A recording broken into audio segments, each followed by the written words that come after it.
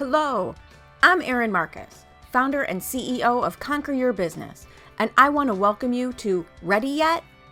If all you needed was a step-by-step plan of what to do, you could buy a book on how to succeed and you would be all set. But here's the rub. You'll never do what it takes until you become the person it takes to do it. The Ready Yet podcast is dedicated to those who are ready to become the person who succeeds, ready to become the person who steps into more, and ready to become the best version of themselves. In the I'm Ready interview series, join me for inspiring conversations with people who figured out who they needed to be in order to achieve their dreams, and were brave enough to be that person. Hello, and welcome to this episode of the Ready Yet podcast, where I'm so excited to bring you stories and conversations of how people got to where it is that they are and what they learned along the way. And I'm very excited to welcome my guest today, Deanna Shoss, because Deanna and I, oh my God, it took us forever to connect. I like to say we made googly eyes at each other across a crowded Zoom room months ago and knew we liked each other, and through a wide variety of scheduling and rescheduling, finally got to have a conversation several weeks back. And I'm like, okay, people need to meet this woman. So before we get going, why don't you give everybody a little bit of a more official introduction to who you are and the cool things that you do? Absolutely. Although I have to say that Erin private messaged me on the chat on the Zoom call with something like, your hair looks great. You have such great energy. So needless to say, I typed back something like, wow, I really like you, Erin. So, it's amazing how that works, right? Exactly. That was fun. But I'll tell you something, that's so important though, with so many calls that are on Zoom and electronic now, the way that you can get your personality and your energy through video is so important. And that was just one way of doing it. So thanks for making that overture. Absolutely. Be real. Yeah, awesome. Absolutely. So you had asked me, wait, to talk about my favorite subject. Let's talk about me. Talk about you. Exactly. What is it that you do? So I am the founder and owner of Intercultural Talk, and this is a marketing agency. We do digital, intercultural, and real life marketing. And I work a lot with, some people don't always like the name, but non-digital natives. So I work with a lot of people who just didn't grow up with technology. Like me. Pretty much anyone who's like 40 and over, for the most part, at least didn't grow up with it. Doesn't mean what you're doing now. And what that means is, and exactly like you're brilliant. You have so much to offer. You've got so much to say. You've got all this experience, and not necessarily you, but what I find with a lot of my clients is they just don't, they haven't adapted to the new communications technologies. Right. Or so they don't want to be the ones to press the buttons.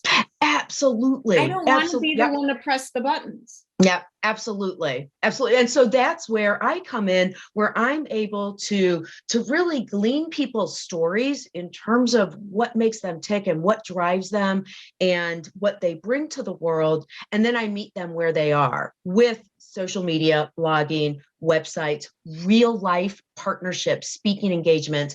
It's really looking at what will help that person, what will buoy them to be as powerful as they possibly can be. And then I can train them how to do it. Some people want to do it themselves. They're just afraid to ask how. Some people want to do it in partnership. We create together. And then some people say, I just want to go serve my clients. I just want it all to work. You do it. So it really depends on what people want to do. And one of the things, in addition to that, because I think there's a lot of important work and need there, not just from a business growth perspective, but in my last business, I worked with families with aging parents. I worked with a lot of seniors, and what I learned and had always loved was there's some amazing stories, and they're not getting out there because they don't know how to do it. And one of the things that you told me was you have a particular passion for mission-driven, purpose-driven clients.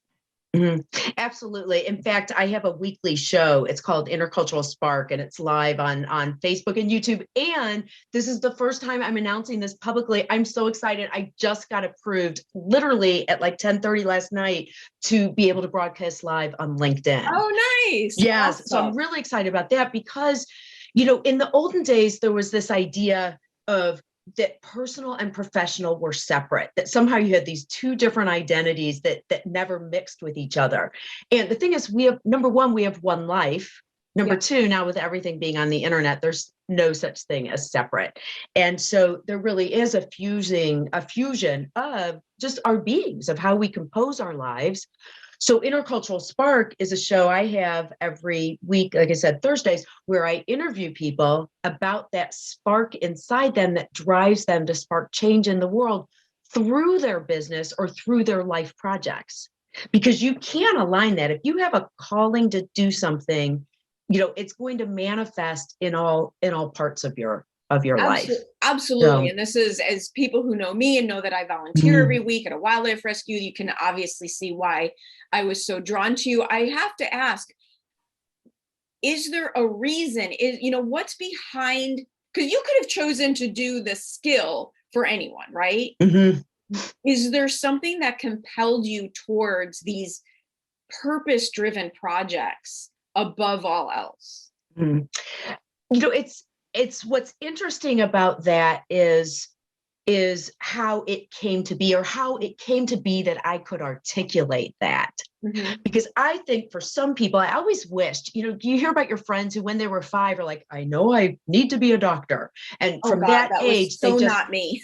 Right. Exactly. I think that's not a lot of people. I just wrote an article a couple of weeks ago about multi-hyphenate living, because our society really rewards people who says, I am a this. I am a lawyer. We understand it. We can pick it up. It's easy, so we can just latch onto it. But it's easy for other people. Here's the thing. It's easy for other people to understand who we are if we are this one thing. But for many of us, we have these different interests and we have these different desires or things that we like to do. And so what I like to do is, how do you align them? Almost like a laser. How do you bring everything together, align it so you can be super powerful? Absolutely. So I came to understanding this from having a really wonderful and varied experience. So I've worked in government. I like to say, if you've ever been to O'Hare, I was the one who got the dinosaur in Terminal 1 through security. Oh, good job. I used to do all the exhibits and events at O'Hare and Midway. So I had government work. I also had business work. And so this was one thing that propelled me to know I needed deeper purpose. I supervised the McDonald's account for all the McDonald's, for public relations, for all the McDonald's owner operators in Eastern New England. The funnest part of that job was actually being able to take the budget that the McDonald's owner operators had, and then to be able to turn that into school programs, or to turn it into programs that brought good to community. Same thing with aviation. When I worked for the city in the Department of Aviation, what really sparked me was drawing deeper meaning into simple opportunities. Well, and what you're talking about that people miss is when they're trying to set, one of the worst parts of my life has been the times when I didn't know what I wanted to do. And I talk to people about that problem. They're like, well, I don't know what drives me. I don't know what I want. And I don't know what I want to do for a business. I'm just unhappy and I don't know why. And one of the things you're talking about is, it's not so much the task at hand that needs to lead you, but what is the common denominator that got you excited about what you're doing? And go with that. Don't pick your next step based on the paperwork you were processing. Pick your next step based on what it was that lit a fire under you about what you had going on. Or sometimes just do. I'll tell you something, sometimes, and it's just do, and it's not denying the part. And I'll tell you exactly what I mean when I say don't deny part of you. So I'm also a certified fitness instructor. So I'm certified. I teach Les Mills, body pump, core, aqua boot camp. I teach 5 times a week. So it's clearly a huge part of who I am in my week. And for a good part of my entire career, I had my career, and then I had to secretly like rush and teach outside of those hours. I never even told people that was who I was, because it's just teaching aerobics. That's not my important work. Right. But when, especially as entrepreneurs and business owners, we own our days. Even if I say we own our days, I know stuff happens, especially as parents and things like that, we get pulled, but we do plan our days, and time is time. So if I take an hour to teach aerobics, it just means I need that hour someplace else, let's say, to write an article.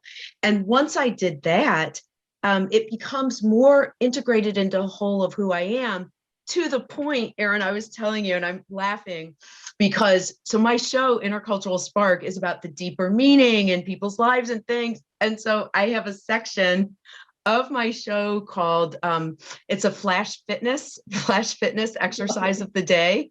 So I always do an exercise that relates to the theme of whatever the show is. Nice. Well, and so we are of a certain age, and a lot of my clients are of that age. Many of them had jobs, had successful careers, and they're stuck exactly what you're talking about. The reason we were successful in big careers was because we fit in the box, and we didn't mix the things in our personal life that, let's be honest, if you were trying to be in charge of what you were in charge of, and they knew you were off teaching aerobics, they wouldn't think I was committed to my work. They weren't, right. The ritual white guys, let's just say it, the ritual white guys who were in charge would have not viewed that as okay.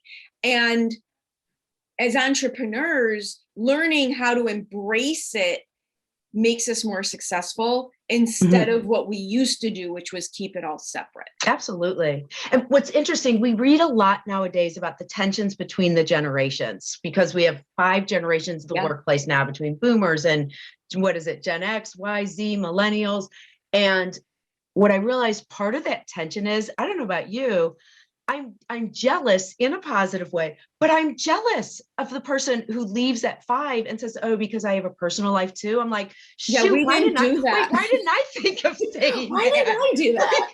I was the one, if they put the thing on your desk at 5 and said, "Can you do it till tomorrow?" I'd be like, shoot, am I good enough? Can I do this? That was the wrong challenge. It was the wrong question. And yet that's what you did. There was a certain hierarchy that people respected, and now you realize it's all social constructs. It teaches you you're not allowed to have boundaries.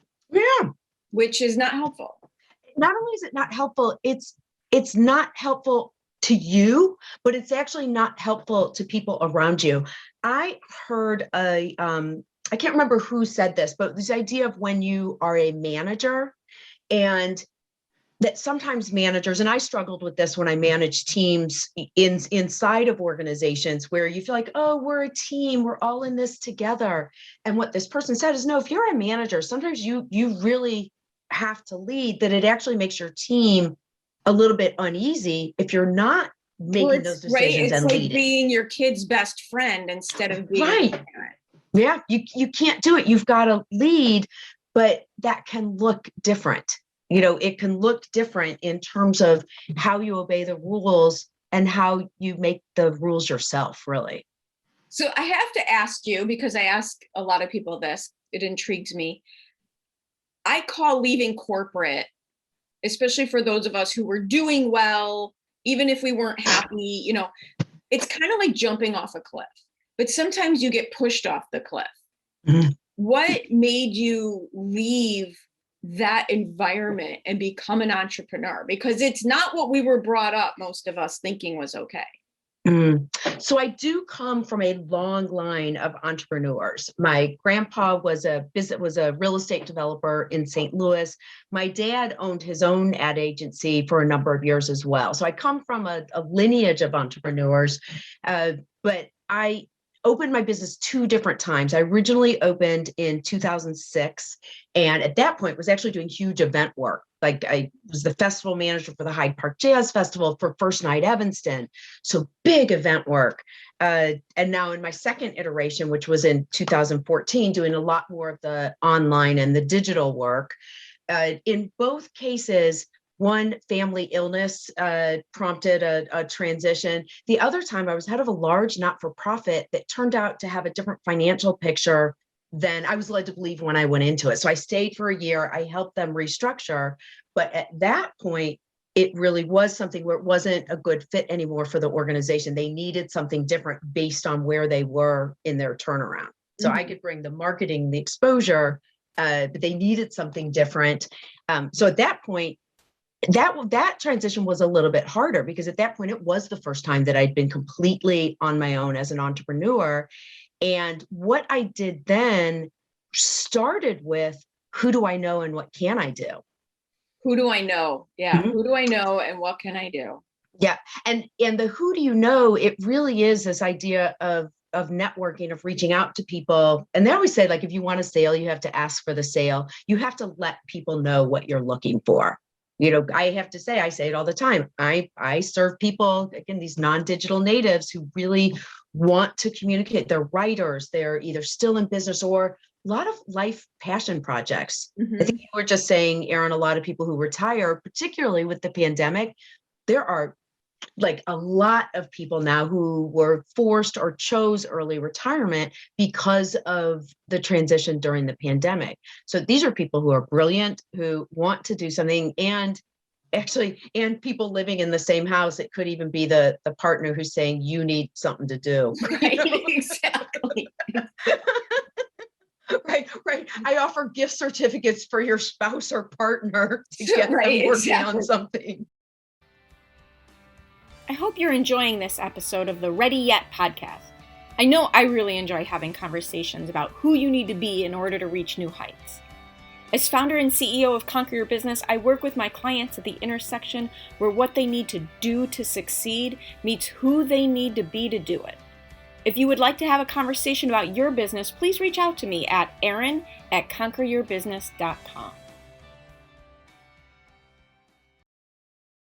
So what made you, I mean, maybe it was just genetics, made you decide at that point to not just go get, and I say that as if it were easy, just go get another job. You probably could have picked up the phone and had a 6-figure job in a minute and a half.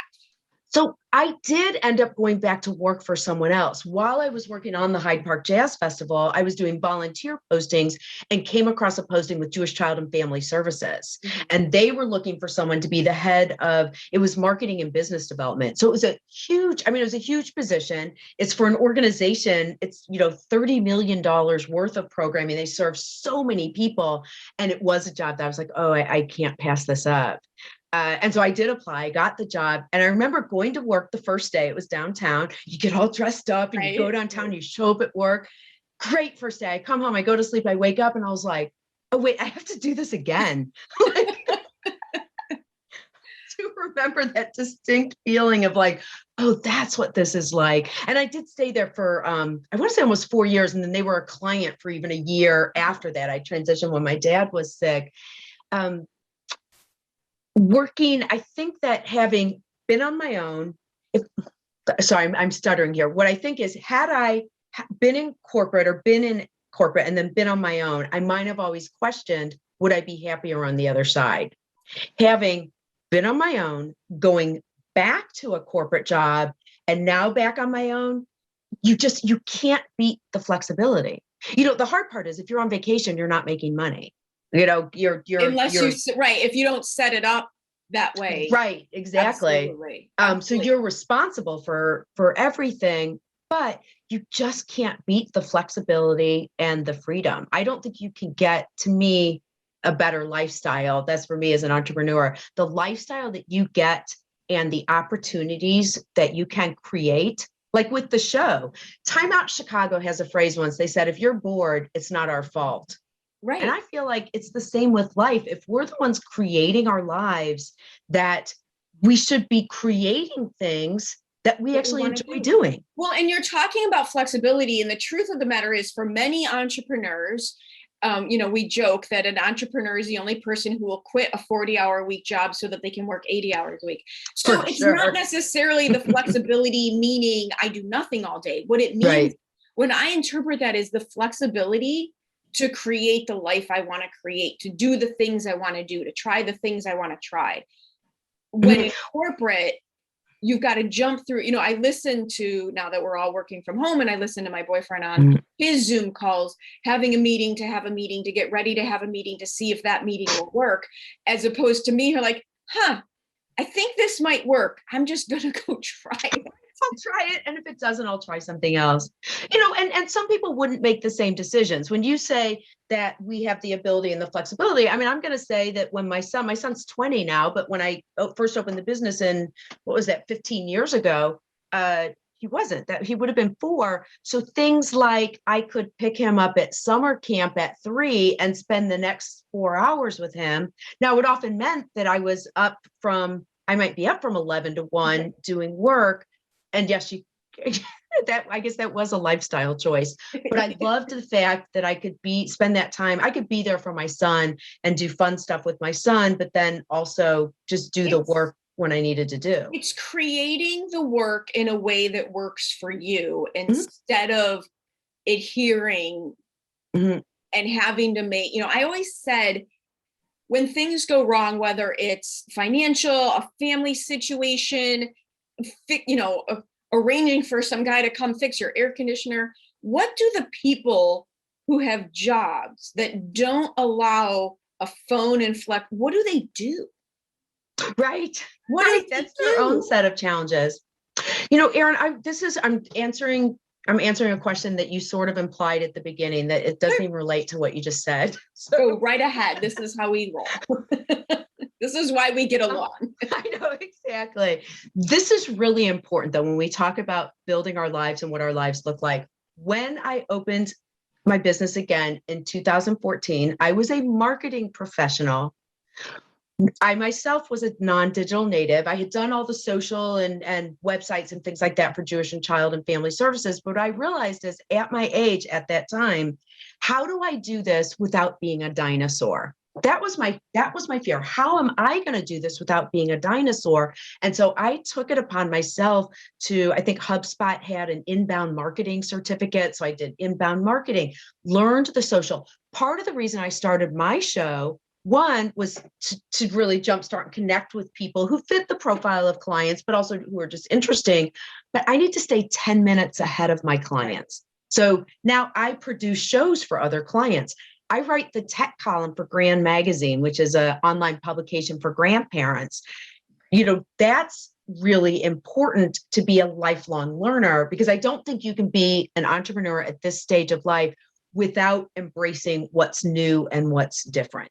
Well, and also you have to do it, but you do need to know about it. You have to understand it. And I love some of the things you're saying, that whole lifelong learner. You cannot, and I have met some entrepreneurs who had some amazing businesses in, 20 years ago, who are now very, very mad because the world changed. Yes. And what they used to make a ton of money at doing now doesn't exist, or it exists in a different way. And going back to what we talked about when you left your jobs, what was the reason that you were excited, not the task that you were doing, and how else do you supply that? The other thing that I love about what you're talking about is you don't have to be the expert of the expert of the expert. You have to be 10 minutes ahead of who you're helping. Because here's the thing, if you are so far advanced, they won't understand you.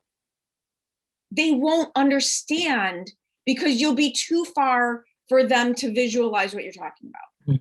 I always say with my mentors, I like to have a stretch goal mentor and then a mentor who's just like 2 years ahead of me. Because if the only person I'm talking to is 20 years ahead of me, I can't figure out how to get there. What they're talking about, I can't do. But if you're only 10 minutes ahead of me, a year ahead of me, 2 years ahead of me, the struggle is real in your memory. You still know how that felt, and you're going to give me better advice.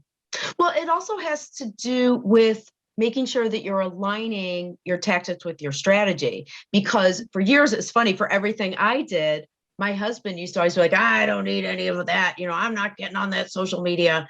And he was actually right at that time. He's an MBA mechanical engineer. He was working for Motorola. So he was inside an organization, did not need to prospect clients, did not need that sort of networking. So he was correct in the sense that he didn't need social media to use it strategically to support a business goal.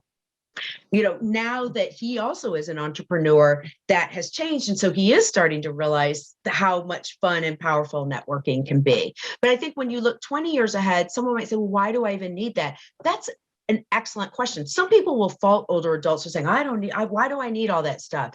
That's actually a brilliant question to start with, because there should be a connection between what you're doing technologically with what your goals are in real life. Well, and I'll give you a perfect example, because when I started the podcast, I had all these people, God forbid you Google something, because then every ad shows up.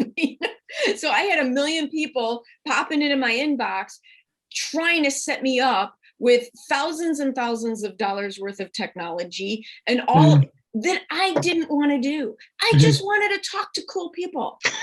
That's all I wanted. I wanted to have good conversations with real human beings. Yeah. So we use Zoom, a snowball mic, and a ring lamp.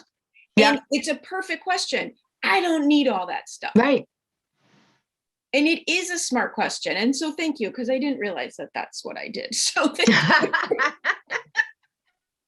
See, you're very smart. Yeah, and you scaled according to what your needs were. You prioritized your objectives and then went accordingly. And what you did do, though, Erin, which also, since you called me a cool person to talk to, I'm going to tell you why you're so smart. What you also did, though, was you did I'm going to say the minimum, but in a positive way. You did the minimum of what you do need to do, though, which is you do need to have a good microphone. Yes. And the ring light is great because we both have good front lighting, and we do get caught on Zoom and on camera and things like that.